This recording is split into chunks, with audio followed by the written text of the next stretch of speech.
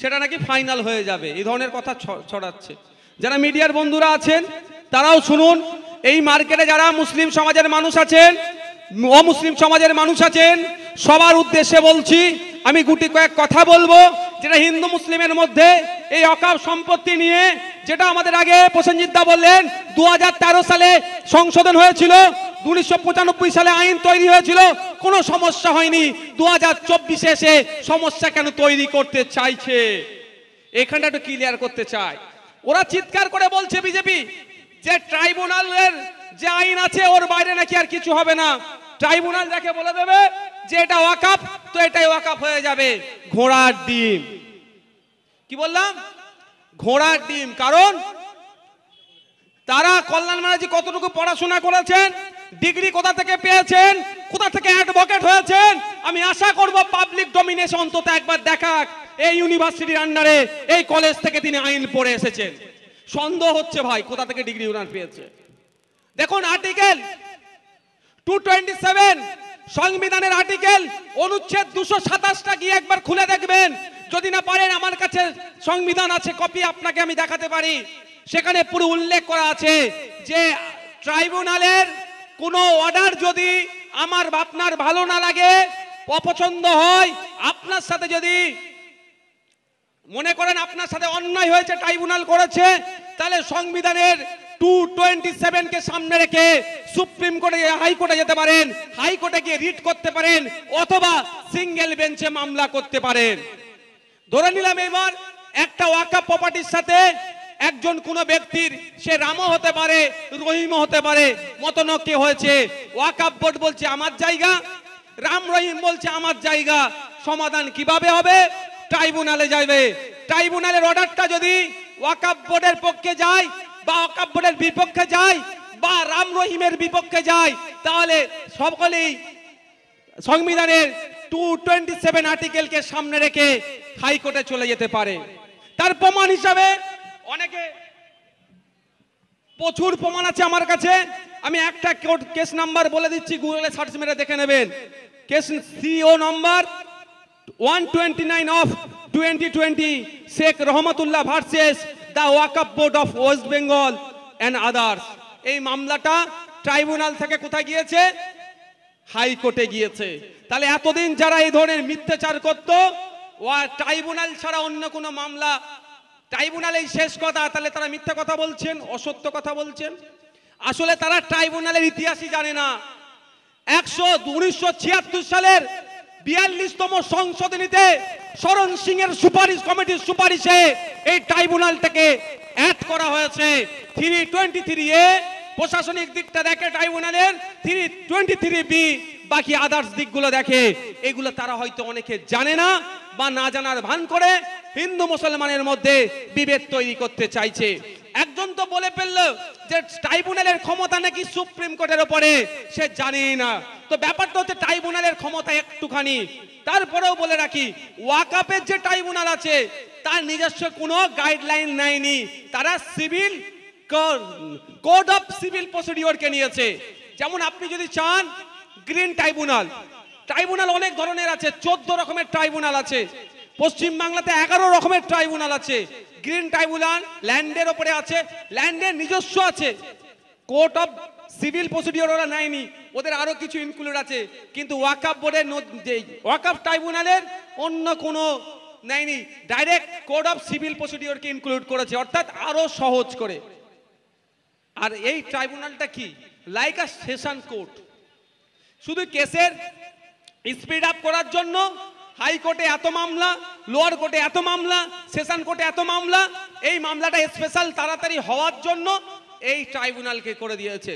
তাহলে একটা জিনিস ক্লিয়ার হলো ভাই, সংবিধানের 227 নম্বর ধারা অনুযায়ী, এই অনুচ্ছেদ অনুযায়ী, যে কোনো ব্যক্তি বা ওয়াকাফ বোর্ড যদি মনে করে ট্রাইব্যুনালের অর্ডারটা আমার পছন্দ নয়, সেটাকে চ্যালেঞ্জ করে রিট করতে পারে, সিঙ্গেল বেঞ্চে যেতে পারে, সিঙ্গেল বেঞ্চে হারলে ডবল বেঞ্চ, ডিভিশন বেঞ্চে যাবে, ডিভিশন বেঞ্চে হারলে সুপ্রিম কোর্ট পর্যন্ত যেতে পারবে, এই প্রভিশন আছে।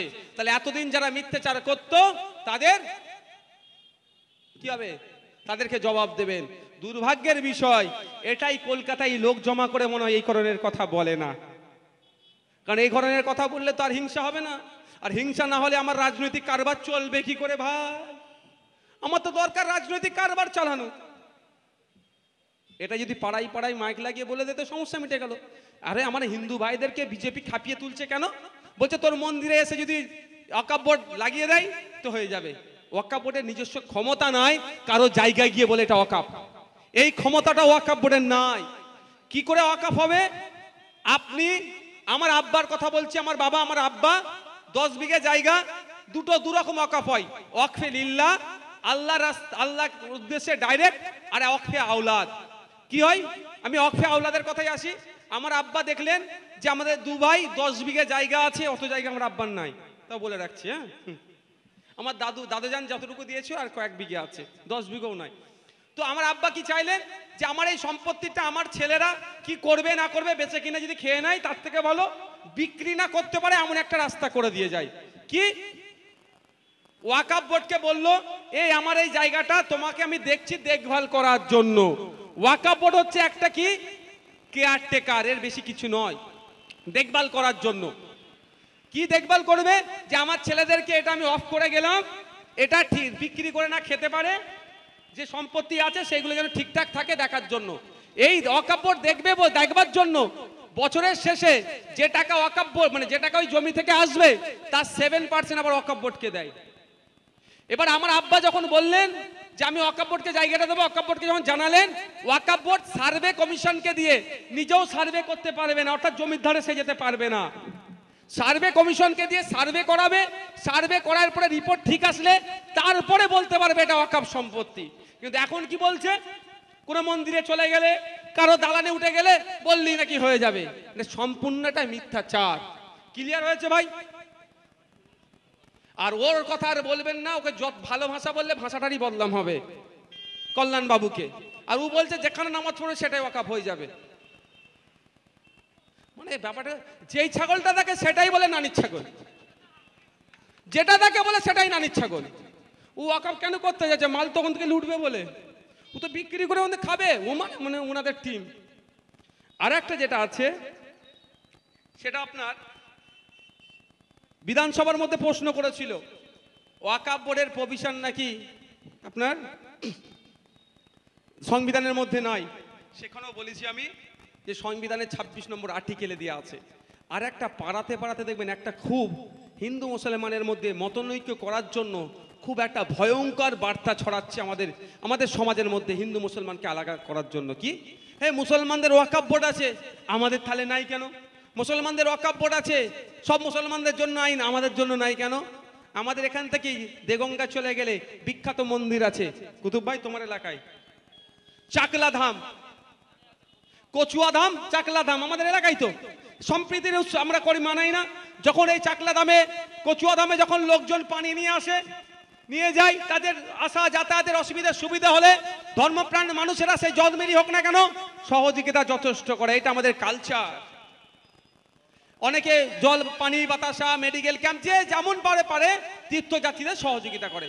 এবার আপনি আমার কথা না বিশ্বাস হলে কালকে চাকলা ধামে চলে যাবেন, কালকে কচুয়া ধামে যাবেন, গিয়ে বলবেন তোমাদের কি কোনো রেজিস্ট্রেশন আছে? জিজ্ঞাসা করবেন, দেখবেন রেজিস্ট্রেশন আছে। রেজিস্ট্রেশন কোথা থেকে পেয়েছে? 1800 সালের দিকে রেজিস্ট্রেশন। কি registration? The Hindu endowment, the Hindu religious endowment, the Hindu religious endowment act অনুযায়ী চাকলা ধামের, কচুয়া ধামের যে সমস্ত সম্পত্তিগুলো আছে তারা রক্ষণাবেক্ষণ করতে পারবে। আমার হাতে ওই কাগজটা নেই, এটা অসত্য লাগতেও পারে আপনাদের কাছে, কিন্তু আমার হাতে যেটা আছে উত্তরপ্রদেশ যোগীর রাজ্যে, যারা বলছে মুসলমানদের জন্য শুধু ওয়াকফ প্রপার্টি, অন্য কোনো জায়গায় নাই, তাদের উদ্দেশ্যে বলছি, দেখে নেবেন পেজটা খুলে, যদি চান আমি কপি দিয়ে দিতে পারি। দা উত্তরপ্রদেশ শ্রী কাশী বিশ্ব বৈষ্ণনাথ টেম্পল অ্যাক্ট 1863, আজকের আইন নয়, ওয়াকফ আইন 1995 এর, এটা 1983, তারও 12 বছর আগের। এই আইনে পুরোপুরি উল্লেখ আছে ওই মন্দিরটা কেমন ভাবে চলবে, ওই মন্দিরের জায়গাটা কিভাবে আসলো। ওইখানকার হিন্দু সমাজের মানুষ মন্দিরকে উৎসর্গ করেছে ধর্মের নামে, তাদের ভালো লেগেছে, এই মন্দিরকে দিয়েছে। এই মন্দির কিভাবে সম্পত্তিটা রক্ষণাবেক্ষণ করবে তার জন্য 1983 সালে এই আইন তৈরি হয়েছে। এই আইন যদি হিন্দু ভাইদের জন্য হয়, মুসলমানদের ভাইদের জন্য হলে অসুবিধা কোথায়? তাহলে হিন্দু মুসলমানের কারা লড়াই লাগাতে চাইছে? ভোটের যারা রাজনীতি করতে চায়।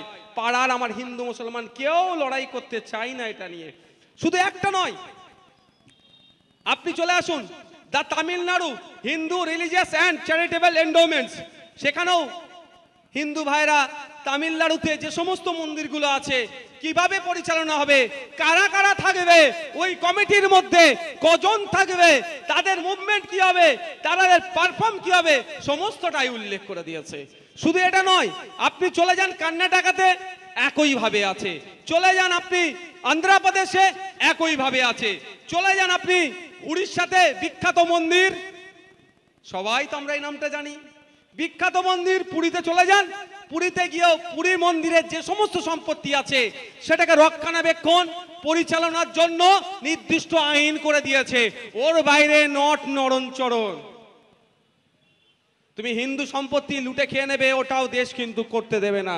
কিন্তু আমাদের রাজ্যে মমতা ব্যানার্জির অনুপ্রেরণায় হিন্দু সম্পত্তিও ছাড় দিচ্ছে না। ওয়াকফ তো লুটছে, দেবত্ব সম্পত্তিতেও ছাড় দিচ্ছে না। আপনি কালীঘাটে চলে যাবেন, আইন আছে, তো আলাদা আলাদা আইন আছে। তাহলে আজকের পর থেকে যদি আমাদের মধ্যে হিন্দু মুসলমানের মধ্যে কে বিভাজন করার চেষ্টা করে যে শুধু মুসলমানদের জন্য ওয়াকফ বোর্ড আছে, আমাদের জন্য বা হিন্দুদের জন্য বা বিভিন্নদের জন্য নাই কেন, তাহলে উত্তর দিতে পারবেন তো? শুধু হিন্দু ভাইদের জন্য নয়, খ্রিস্টানদের জন্য আছে, শিখেদের জন্য আছে, জৈনদের জন্য আছে, বিভিন্ন যারা রিলিজিয়াস এতে বিশ্বাস রাখে তাদের জন্য আলাদা আলাদা অ্যাক্ট আছে। মাথায় ঢুকবে তো ভাই? যা বললাম আগে জায়গায় বলেছি সব ভুলে যান, দরকার লাগলে এটা মাথায় ঢুকান। এটা দিয়ে আমাদের মধ্যে বিভাজন করার চেষ্টা করছে বিজেপি আর তৃণমূল। সেটাকে সামনে রেখে 2026 সালে, এখন বলে যাচ্ছি 2026 সালে এটাকে ইস্যু করবে যে এখন আমাদেরকে ভোট দাও, না হলে তোমাদের মাদ্রাসা মসজিদের জায়গা সব কি হবে নিয়ে নেবে। অলরেডি তো নিয়ে বসে আছে, রাজ্য সরকারের চামচারা নিয়ে বসে আছে। টিপু সুলতান, মহীশূরের রাজা বাঘ, টিপু সুলতানের পরিবারের জায়গা কবরস্থানের ওপরে বিল্ডিং বানিয়ে দিয়েছে ওয়াকফ সম্পত্তির ওপরে। ওয়াকফ সম্পত্তি 1 নম্বর খতিয়ানে পাঠিয়ে দিয়েছে রাজ্য সরকার। তাহলে এই অন্যায়গুলো একের পর এক করে যাচ্ছে, আর আপনি আমাকে কি বিজেপি নাকি সম্পত্তি নিয়ে নেবে? অবশ্যই বিজেপি সুকৌশলে এগুলোকে দখল করার চেষ্টা করছে। আমরা কোনো মতেই এটাকে হতে দেব না। আমরা আমাদের সর্বোচ্চ দিয়ে এই আইন যারা করে আমাদের মধ্যে সমাজের মধ্যে বিভেদ করাতে চাইছে তাদের বিরুদ্ধে লড়াই করব, এবং সাথে সাথে যারা এই আইনকে ভয় দেখিয়ে ভোট লুটার চেষ্টা করছে তাদের বিরুদ্ধে আমরা লড়াই করব।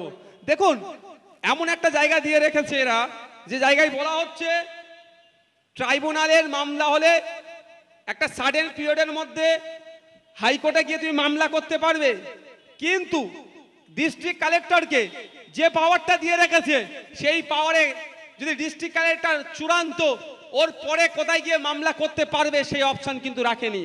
তার মানে ডিস্ট্রিক্ট কালেক্টর আসলো, এসে কোনো একটা জায়গা ওয়াকফের আছে, সেই ওয়াকফের জায়গাটা নিয়ে ও তদন্ত করবেন উনি। আমি কিন্তু ভড়কাওয়া ভাষণ দিচ্ছি না, আমি ওই ভাষণকে ঘৃণা করি, বাস্তবটা বলছি। কারণ এটা মনে রাখবেন, এই আমার বক্তব্য দিচ্ছি, ওখানে শুভেন্দু অধিকারীও শুনবে, মমতা ব্যানার্জিও শুনবে, দিলীপ ঘোষও শুনবে, ওইদিকে সুকান্ত মজুমদারও শুনবে, অভিষেক ব্যানার্জিও শুনবে। এটা আপনাদের বলে রাখছি। আমরা না আমাদের বক্তব্য যতটা না শুনি, ওরা ভালো করে শুনে। কি নওশাদ একটা কোথায় ভুল বলেছে, যদি একটা আমার ভুল পাই আমাকে আমার নামে কেস পার করে দেবে। যে শুভেন্দু অধিকারী সকাল সন্ধে বিভাজনের কথা বলছে তার নামে কেস নয়, আর একটা ওই দালাল অফিসারকে দালাল বলেছি বলে আমার নামে আবার কি মামলা করে দিয়েছে। তা ধরে নিয়ে যা না, আমাকে কি আছে, ধরে নিয়ে যায়। দেবঙ্গরা পদ্ধতিতে আসলাম, ধরে লিখ না, কি আছে। ঠান্ডার সময় ধরলে কি বলবে, দাঁড়া ভাই দাঁড়া, স্যার একটু দাঁড়ান, আমাকে একটু কম্বল একটা কিনে নিই, নাহলে বলবো কাছের কেউ থাকলে বলে তাড়াতাড়ি একটা কম্বল নিয়ে আয়, আমাকে ভাই খুব ঠান্ডা লাগে। দেখলেন আমি কোটটা পরে নিলাম, আমার কানে খুব ঠান্ডা লাগছে। তো ডিস্ট্রিক্ট কালেক্টর যদি মনে করে এই ওয়াকফ প্রপার্টিটা সার্চ করবে, আলোচনা করবে, হ্যান করবে, ত্যান করবে, দিনের শেষে যদি মনে করে এটা সরকারি সম্পত্তি, তো সরকারি সম্পত্তি হয়ে গেল। ওটাকে চ্যালেঞ্জ করে কোর্টে যাবে কি যাবে, ওই ধরনের কোনো প্রভিশন বা কোনো কথা নতুন আইনে আনেনি। মানে বুঝতে পারছেন? এবার মনে হয় ডিস্ট্রিক্ট কালেক্টরগুলো আপনার কথা শুনবে না সরকারের কথা শুনবে? আরে দক্ষিণ 24 পরগনার কথা বলছি, বিধানসভা নির্বাচনের পরে যেভাবে আমাদের কর্মীদেরকে মারধর দিয়ে ঘরছাড়া করে রেখেছিল, রমজান মাস ডিস্ট্রিক্ট কালেক্টরের কাছে গেলাম, মুসলমানগুলোকে সাথে করে নিয়ে, হিন্দু মুসলমান আমাদের যারা কর্মী ছিল সবাইকে তাড়িয়েছিল, মুসলিমগুলোকে নিয়ে গেলাম যে হয়তো রোজার সেন্টিমেন্ট দেখিয়ে ঈদের কথা বলে হয়তো ডিস্ট্রিক্ট কালেক্টরকে ডিস্ট্রিক্টের ডিএমকে বলে ঢুকিয়ে দেবো। যে বললাম স্যার এ দেখুন এই সংখ্যা এই নাম, এরা মুসলিম, ঈদের সময় ঘরের বাইরে থাকবে, আপনি একটু জোর জবস্ত মানে আপনি একটু এসপি কে বলে দিন, সর্বোচ্চ কর্তা যারা আছে বলে দিয়ে অর্ডার পাস করুন, এই মুসলমানগুলো অন্তত ঈদ যাতে ঘরে যেয়ে করে। এতটুকু কাজ ডিস্ট্রিক্ট কালেক্টর করতে পারলো না। যখন আমাদের হিন্দু সমাজের যে সমস্ত সমর্থকগুলোদেরকে ঘরছাড়া করে রেখেছিল, আমরা সেই সময় আবার গেলাম ডিস্ট্রিক্ট কালেক্টর তথা ডিস্ট্রিক্টের ডিএম কে বললাম যে পুজো আসছে, দুর্গা পুজো, বাঙালি হিন্দু সমাজের সর্ববৃহৎ উৎসব, এরা বাইরে করবে, এটা হতে পারে না, স্যার এদেরকে একটু ঘরে ঢুকানোর ব্যবস্থা করে দেন না। এতটুকু কাজ একটা ডিস্ট্রিক্ট কালেক্টর করতে পারেনি, সে কি করে আপনার সম্পত্তি ওয়াকফের সম্পত্তি ওয়াকফেরই হবে এই বলার সাহস রাখতে পারে? আপনাদেরকে প্রশ্ন ছুড়ে দিচ্ছি, আমি বলবো না। বুঝতে পারছেন? সেই সর্বোচ্চ ক্ষমতা কাকে দিয়ে রাখছে? ডিস্ট্রিক্ট কালেক্টরের হাতে। কারণ কি? ও রাজ্য যতই চিৎকার করুক না কেন, মমতা ব্যানার্জি ও মনে মনে মনে ফিক ফিক করে হাসছে, বলছে যা হবে তো আমারও লাভ হবে, মোদি খাবে খাবে, আমিও তো কিছু খেতে পারবো। কালেক্টরগুলোকে কারা চালাই ভাই? ডিএম কাদের কথাই চলে? রাজ্যের কথাই তো। ও মনে করছে আর যদি টাইম পাবো কি পাবো না, তার আগে আমি লুটে নিই। তাই বন্ধুগণ, অনেক বলার ছিল, অনেক বকে ফেলেছি আমরা অনেকজন মিলে, তো আর বাকিটা বলবো না। বাকি কোনো সময় নয়, আমরা খুব তাড়াতাড়ি যে 40-এর ওপরে যে সংশোধনী নিয়ে এসেছে সেই বিষয়ে আমরা আরও বিস্তারিত আমরা একবার লাইভ করব। আপনাদের কাছে অনুরোধ, আপনারা যে জনগোষ্ঠী থেকে বিলং করেন না কেন, যে ধর্ম থেকে বিলং করেন না কেন, যে জাতি থেকে বিলং করেন না কেন, আমাদের লাইভটা একবার দেখবেন, অ্যাকচুয়াল কি চাইছে, এই সংশোধনীর মধ্যে কি আছে সেটা তুলে ধরবো। হ্যাঁ একদম, সে তো এবার, এবং সাথে সাথে ওই লাইভে আমাদের বলার শেষে আপনারা যে কেউ ওখানে প্রশ্ন করবেন, আমরা উত্তর দেব নিশ্চিন্তে। আপনি মাইক বন্ধ করে পালাবার ছেলে আমরা নয়। সকলে ভালো থাকবেন। আর যে সমস্ত বিষয়গুলো ছিল আমি আরেকবার বলে দিই, নাহলে বলবে ভাইজান না বলে পালাচ্ছে, এগুলো কি তাহলে পছন্দ নয় ওনার? জ্বালা অনেক ভাই, আমার জ্বালা অনেক, বলবো না ছেড়ে